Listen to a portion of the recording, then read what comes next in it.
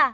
Ice పుల్లైస్ అనే అరుపు కోసం అప్పట్లో అరుగు మించి కదిలివాళ్ళం కాదండి. ఆ రోజుల్లో డెడికేషన్ అలా ఉండేదండి. కానీ ఇప్పుడు డిసీజెస్ వస్తాయేమో అని దిగులు పెట్టుకోవడం మానేసి ప్రిపేర్ చేసేద్దాం పదండి. మరుగుతున్న నీళ్ళల్లో పావు కప్పు సేమియాలు వేసుకుని జస్ట్ ఉడికిన తర్వాత వెంటనే వడగట్టేసుకుని చన్నీళ్ళు పోసుకుని పక్కన పెట్టేసుకోండి. మీకు పుల్లైస్ లో సేమియాలు ఇష్టమైతేనే వేసుకోండి. తర్వాత గింజలు తీసేసిన తీయటి పుచ్చకాయ ముక్కల్ని ఒక మిక్సీ జార్లో వేసుకుని కొంచెం పంచదార వేసుకుని చిటికెడు ఉప్పు వేసి మెత్తగా మిక్సీ పట్టేసుకుని వడకట్టేసుకున్నాక అందులోనే ఓ చెక్క నిమ్మకాయ పిండేసి ఉడకబెట్టుకుని సేమియాలు కూడా వేసేసుకుని శుభ్రంగా కలిపేసుకున్నాక ఇలా ఐస్ క్రీములు చేసుకునే మోడ్లో ముందర సేమియాలు వేసుకుని తర్వాత పుచ్చకాయ జ్యూస్ కూడా వేసేసుకుని పుల్లలు గుచ్చేసుకున్నాక మీ దగ్గర ఇలాంటిది లేదంటే చిన్న చిన్న గ్లాసులు వేసేసుకుని కవర్ చుట్టేసుకుని పుల్ల గుచ్చేసుకున్నాక 6 గంటల పాటు డీ ఫ్రిడ్జ్ లో వదిలేసాక చల్ల చల్లని పుల్లైస్ని తీసుకుని కొరుకుని తింటే ఉంటదండి. పొగలు కక్కుతున్న ప్రాణం కాస్త ప్రశాంతంగా మారినట్టు ఉంటదండి. నచ్చితే కనుక లైక్ చేసి ఫాలో చేసండి.